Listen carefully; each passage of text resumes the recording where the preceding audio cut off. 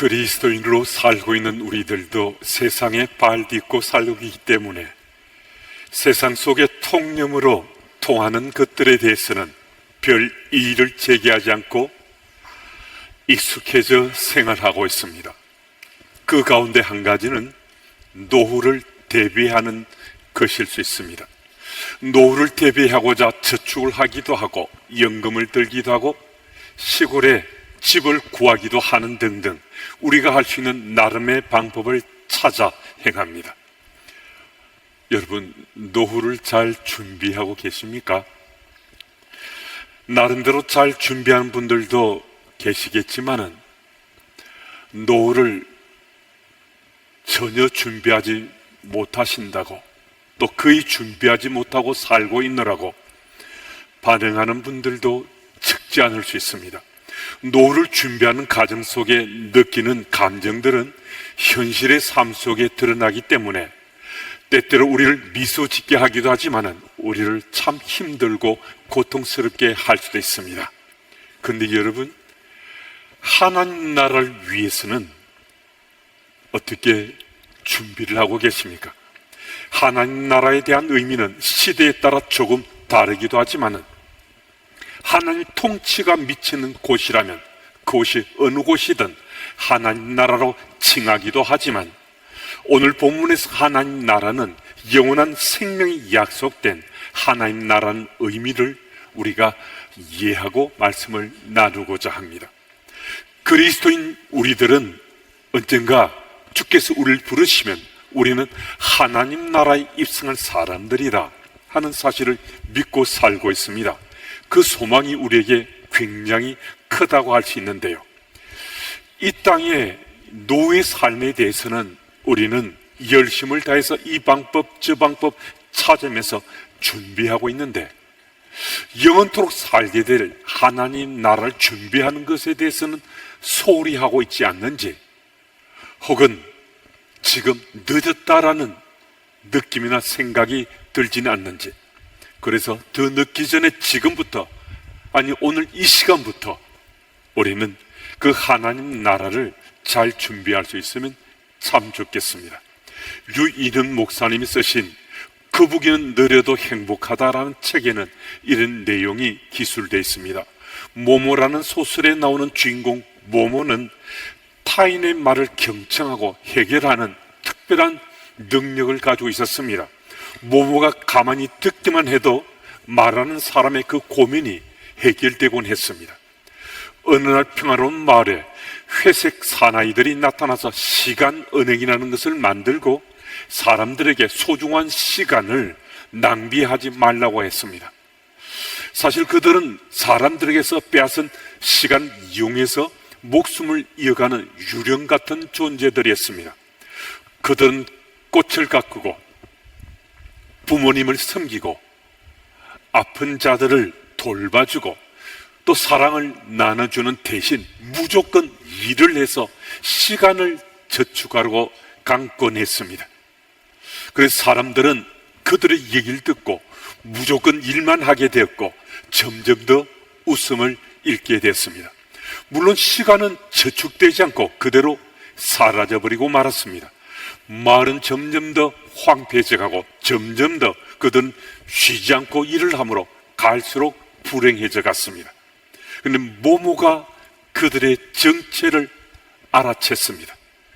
그래서 모모는 잃어버린 시간을 되찾기 위해서 그들 무리와 크게 싸웠습니다. 결국 모모가 이겨서 잃어버린 시간들을 다 되찾게 됐습니다. 그래서 사람들은 다시 꽃을 가꾸기 시작하고 부모님들과 대화를 시작하고 주변에 힘들고 아프고 고통스러워하는 사람들을 위로하고 도와주는 일들을 시작해 됐습니다. 다시 시간을 가꾸는 마음의 부자들이 되어갔다는 것입니다. 모모는 시간의 노예가 된 현대인들의 불행한 삶을 고발하고 그것에 벗어날 수 있는 또 하나의 시간을 우리에게 말해줍니다. 호라 박사와 모모가 나누는 심리적 시간을 우리에게 얘기합니다. 이 시간은 시계로 잴 수 있는 시간이 아니라는 거예요. 이 시간은 오직 마음으로만 잴 수 있는 시간이라는 겁니다. 호라 박사가 모모에게 말합니다. 빛을 보기에 눈이 있고 소리를 듣기 위해 귀가 있듯이 너희는 시간을 느끼기 위해서 가슴을 갖고 있단다. 가슴으로 느끼지 않는 시간은 모두가 한순간에 사라져버리거든.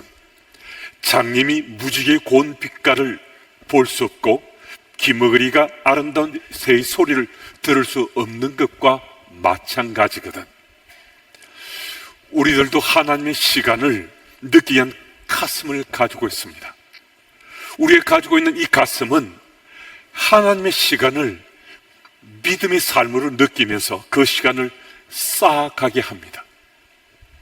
그는 무조건 일만 하면서 오늘 사는 우리들이 노후를 준비하고자 그것에 시간과 열정을 다 쏟으면 우리는 하나님의 시간을 준비할 틈을 낼 수가 없습니다.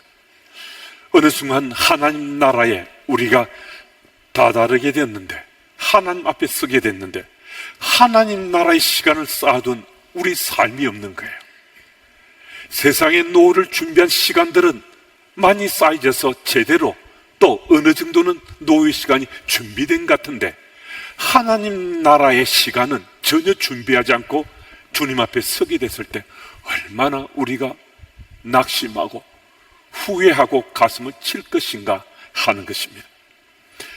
노는 물론 우리가 잘 준비해야 되겠지만은 하나님 나라에 입성할 그 시간을 준비하지 않고 있다면 우리 인생은 장님이 무지개의 고운 빛깔을 보지 못하고 사는 것 같고 귀머리가 아름다운 새의 소리를 듣지 못하고 사는 것 같은 인생을 살고 있다 하는 이 사실을 우리가 깨달을 수 있어야 한다는 것입니다.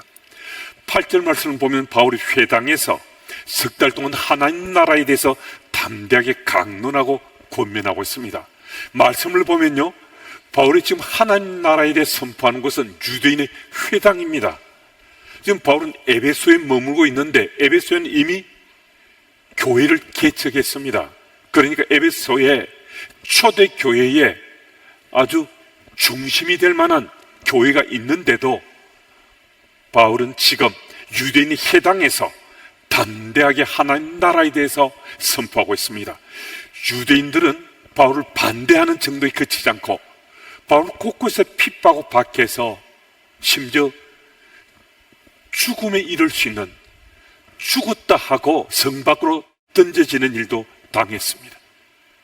그만큼 한순간에 바울의 심각한 위해를 겪고 당할 수도 있는데 오늘 본문들 보면요, 9절 말씀에서 그들 중 어떤 사람도 무리들 앞에서 지금 말씀을 강론하는 바울을 향해서 하나님 도를 비방하고 있다라고 말씀이 기록되어 있습니다. 유대인들이 이 사람들의 비방에 부안내동했다면 유대인 회당에서 말씀을 전하다가 바울이 아주 곤혹스런, 어쩌면 아주 심각한 공경에 처했을 수도 있습니다.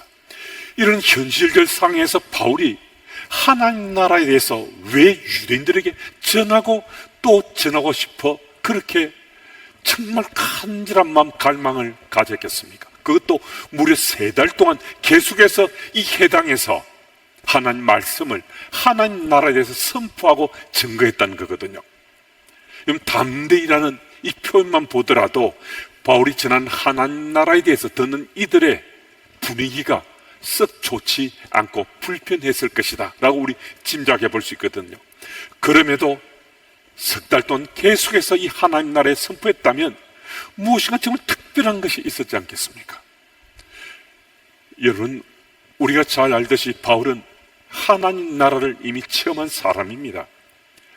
하나님의 통치가 미치는 어느 곳이든 우리가 하나님 나라라고 칭하기도 하지만은 우리가 이 땅의 삶을 맡아서 갈 그 하나님 나라, 그 하나님 나라를 바울은 체험했노라고 고린도후서 12장 2절 말씀은 바울이 3000층을 체험했다라고 말씀하고 있습니다.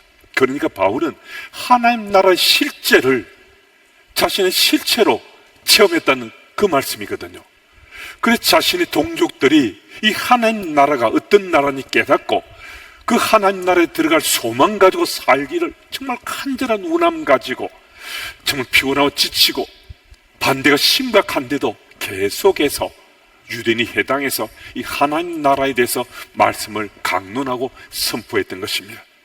그래서 그들이 하나님 나라의 비밀을 깨닫고 죽기로 도로결, 예수님이 그들이 1000년 동안 기다렸던 바로 그분 메시아다라는 그 사실을 그들의 일깨워주고 그들이 구원받은 하나님 나라 백성들이 되길 간절히 원했던 것입니다. 여러분, 우리는 하나님 나라에 대한 확신이 있습니까?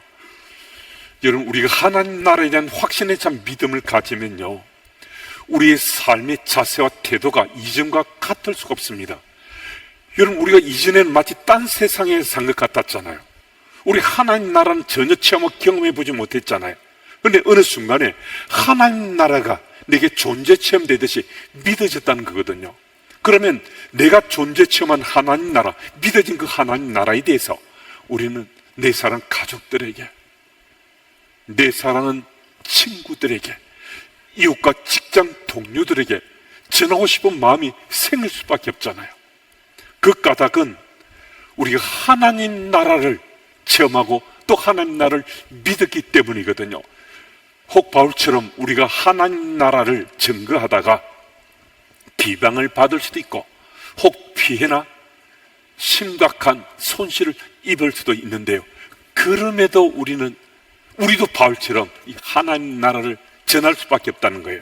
전설에 들은 것처럼 우리가 하나님 나라를 믿고 하나님 나라를 체험했기 때문입니다. 때때로 부딪히는 상황 속에 우리가 하나님 나라를 전할 용기가 생기지 않을 수 있습니다. 그때는 어떻게 할 것인가? 주의 도우심을 구하면 되는 거예요. 여러분과 제가 하나님 나라를 전하고자 하는데 하나님 제게 능력을 대해 주십시오, 하나님 제게 용기를 주십시오 하고 그런 사모한 마음으로 주께 구하면 우리가 하나님 나라를 선포할 수 있는 용기가, 능력이 우리에게 채워진다는 것입니다. 어떻게 그것이 가능한가? 여러분, 하나님이 하시기 때문이에요. 하나님께서는요, 하나님 하실 일을 사람을 통해서 행하시잖아요. 여러분과 저는 이미 그런 체험을 했습니다. 하나님께서 나를 도구로 삼으신 거예요. 하나님께 나를 도구로 쓰시는 거예요. 여러분, 우리 신앙의 뒤안길을 되돌아보면 여러분 인생의 한때든 두때든 하나님께서 나를 통해서 일하시는구나, 이 사실이 우리들 믿어지고 체험된 그때가 어찌 한 번, 두 번만 있겠습니까? 그러니까 하나님께서는 하나님 일을 사람을 통해 일하시는 분이 틀림없거든요. 그래서 여러분과 제가 우리 속에 일하시는 하나님이 계시기에 우리는 하나님 나라를 선포하고 우리도 바울처럼 증거할 수 있다는 것입니다. 여러분, 그래서 우리는 하나님 나라를 전하는 이 일에 주의 도우심을 구하면서 오늘도 내 삶의 자리가 하나님 나라를 전하고 증거할 수 있는 그런 사람들이 다 될 수 있어야 합니다. 그리고 오늘 9절 말씀 중반절 이하를 보면 바울이 유대인에 해당해서 복음을 전하다가 유대인들 비방이 심해져서 더 이상 회당에서는 하나님 나라를 선포하고 전하지 못하고 두란노 서원으로 돌아가 주의 말씀을 강론하기 시작했습니다. 여러분, 이 자리에 함께한 우리들은요, 예수님이 그리스도로 깨달아지고 또 믿어진 사람들이거든요. 그러니까 여러분과 제가 예수님을 나의 그리스도로 구원자로 고백하고 믿는다는 것은 정말 복받은 사람인데요, 주의 말씀을 강론했을 때 오늘 본문을 보면 그 말씀에 대해서 오히려 마음이 굳어져서 순종치 않고 바울을 비방하는 사람들도 있고 또 다른 사람 주의 말씀을 듣고 그 말씀을 깨달았다라고 말씀이 기록합니다. 우리 10절 말씀은 같이 읽어보겠습니다. 우리 함께요. 2해 동안 이같이 하니 아시아에 사는 자는 유대인이나 헬라인이나 다 주의 말씀을 듣더라. 아멘. 이건 다른 복음이 아니었습니다.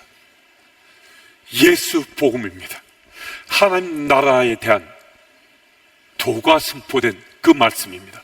주의 말씀이 선포된 건데요, 강단에서 선포된 말씀이든 말씀을 묵상하는 가운데 혼자 하나님 말씀을 내가 접하고 반응하던 그 말씀이든 그 말씀이 주의 말씀으로 들려지고 보여지고 깨닫게 되는 그 사람은 정말 복 있는 사람이라 할 수 있습니다. 네, 여러분, 우리가 주의 말씀이 내게 들려지고 믿어지는 이때는요, 어느 한순간 갑작스럽게 하나님 말씀이 내게 하늘에서 마치 떨어지는 것처럼 믿어지는 것은 아니라는 거예요. 하지만 대개의 경우에 교회 출석하게 되고 예수님이 하나님 아들로 믿어지는 신앙의 삶을 우리가 살아가는 가운데 성경에 기록된 이 말씀이 하나님 말씀으로 믿어지게 된다는 거거든요. 근데 성경 말씀이 주의 말씀으로 믿어지는 것, 이건 그냥 저절로 되는 것이 아니라는 겁니다. 9절 말씀 마지막 부분을 보면 바울이 두란노 서원에서 날마다 주의 말씀을 강론하였다라고 기록하고 있습니다. 무슨 말씀이신가? 이런 열심과 열정이 결국 성경 말씀이 하나님 말씀으로 믿어지게 했다는 것입니다. 우리가 바울과 두란노 서원에서 바울의 강론 말씀을 배우던 이 사람들처럼 똑같이 할 수는 없을지라도 하나님 나라 백성으로 살고자 하는 우리는 또 말씀을 사모하잖아요. 또 말씀을 나누는 것을 또 즐기기도 하잖아요.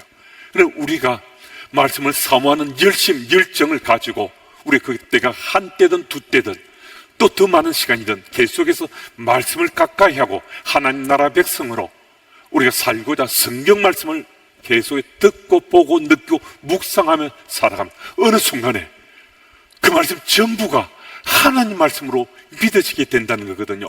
성경 말씀의 일부를 하더라도요, 그것이 하나님 말씀으로 믿어지면 성경책 전체가 다 하나님 말씀으로 믿어지게 되는 거거든요. 성경 말씀이 하나님 말씀이잖아요. 어느 한 구절이 내게 감동돼서 마치 살아 움직이는 것처럼 내 삶 속에 부딪혀 왔어요.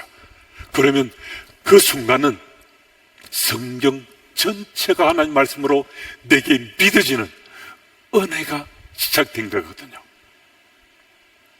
그래서 오늘 이 자리에 함께한 여러분들과 제게 들려지고 보여지고 느껴지고 묵상되어지는 그 말씀이 하나님 말씀으로 믿어지는 그 은혜가 풍성해지시기를 정말 소망하고 또 소망합니다. 여러분, 하나님 말씀을 내가 붙잡고 사는 것이 오늘 하나님 나라 백성의 삶이라는 것, 이것 우리 다 인정하는데 성경 말씀이 하나님 말씀으로 우리에게 믿어지게 됐다는 거예요. 사실은 이거 기적 같은 일이 일어났다고 하더라도 이거는 지나친 말 아니거든요. 우리 믿음의 선배들이 정말 반듯한 믿음의 삶을 살고 믿는 자의 역할 모델을 하는 분들을 우리 교회에서도 우리가 이곳저곳에서 만나는 은혜들이 있습니다. 근데 그분들의 삶이 어느 한순간이 그렇게 그렇지 않습니다.